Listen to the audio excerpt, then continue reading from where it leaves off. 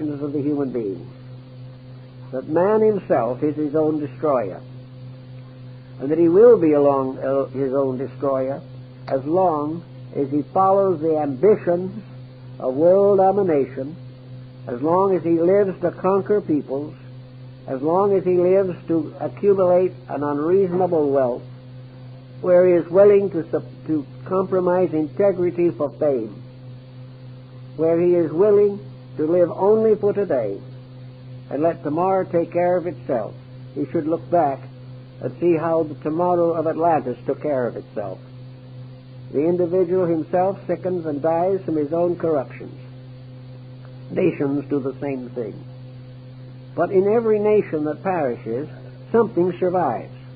And one of the things that survives is a knowledge which can be reorganized, reintegrated, and reformed. We have gained from the past many skills and many wonders, but these are not enough unless we ensoul them. We can gain any skill we want. As today we are working with computers. We can have all the computers we want, but then we'll be born and suffer and die just the same, unless we use these computers to solve the great problems of life. And having found that those answers can be discovered, live by them when they are found. All knowledge has as its final purpose that the individual shall overcome his own ignorance, and that society shall overcome its compound ignorance. And ignorance is nothing but the belief that we can break the rule and survive. So the Atlanteans left us this message, and Mayas left it to us, that the great world patterns, the great world systems with which we are concerned have all perished from one source. We call it ignorance. And it is ignorance in a sense, because as the Chinese point out, any individual who does wrong is ignorant. No matter how learned he is, no matter how many years he spent in school, no matter how many honors have been bestowed upon him, no matter how much wealth he has accumulated, if he has not the understanding of the importance of complete integrity, he is ignorant. Ignorance is the inability to use wisely what the skills of the mind have given us. And until we realize this, we will be perishable. And just like the Atlantis of old, we shall be teetering on the edge of oblivion unless we ourselves make the necessary changes in our concepts and our conducts. Bacon pointed out that there was, in the great city of the New Atlantis, in Solomon's house, there was a tremendous collection of all of the arts and sciences that man had known. That in here, all the wisdom, all the value that humanity had accumulated was in a great museum, a wonderful place, a gallery.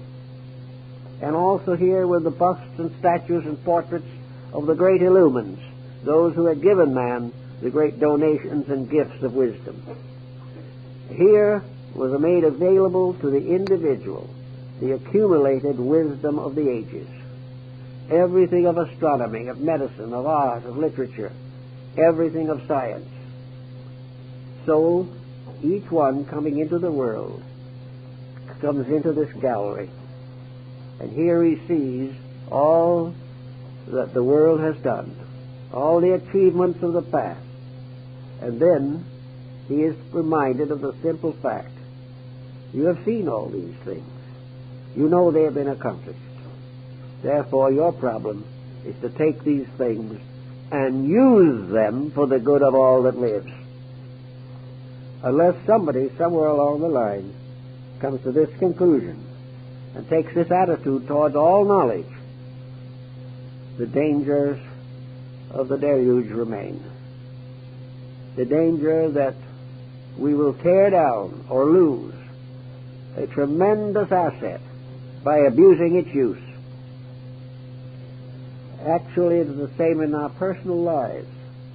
unless we control our minds and emotions, unless we organize and rectify character and conduct, we are abusing the priceless privilege of growing, which is our birthright.